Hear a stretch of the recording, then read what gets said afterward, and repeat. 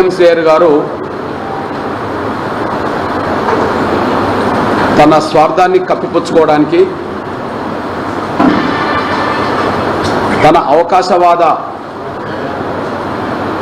రాజకీయాలను కప్పిపుచ్చుకోవడానికి,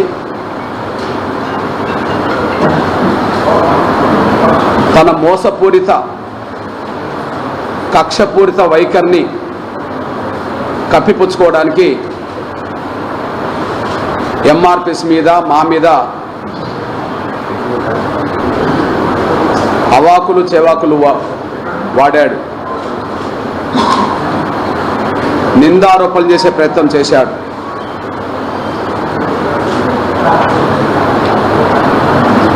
మీ దృష్టికి తీసుకొస్తున్నా.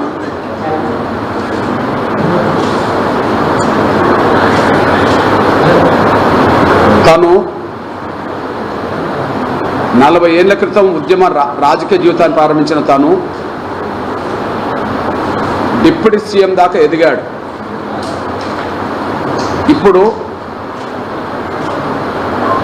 తన బిడ్డ భవిష్యత్తు కోసం మాత్రమే అవకాశవాద రాజకీయ నిర్ణయాలు తీసుకున్నాడు. తన కోసం, తన బిడ్డ కోసం రాజకీయాలు చేస్తున్నాడేమో కానీ జాతి కోసం, ఈ సమాజం కోసం ఆయన చేసింది, ఒరగబెట్టింది ఏమీ లేదు. అంతకంటే ముఖ్యంగా కడియం శ్రేయర్లు ఉండబడే అనైతిక గుణం ఏంటంటే పక్క వాళ్ళ ఎదుగుదల జీర్ణించుకోలేడు. ఈర్ష్యాపూరితమైన వ్యక్తి, ద్వేషపూరితమైన వ్యక్తి కడియం శ్రేయర్ గారే.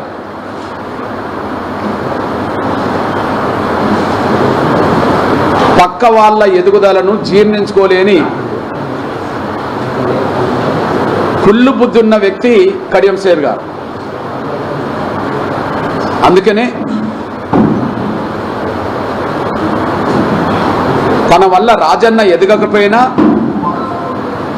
తాడికొండ రాజన్న ఎదుగుదలను అడ్డుకోవడానికి కుట్రలు చేశాడు.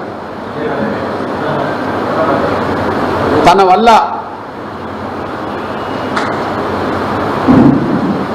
రమేష్ ఎదగకపోయినా ఆరూరు రమేష్ రాజకీయ ఎదుగుదలను అడ్డుకునేందుకు కుట్రలు చేశాడు. తన వల్ల దయాకర్, వరంగల్ ఎంపీ దయాకర్ ఎదగకపోయినా ఆయన ఎదుగుదలను అడ్డుకోవడానికి కుట్రలు చేశాడు. ఇది చాలు.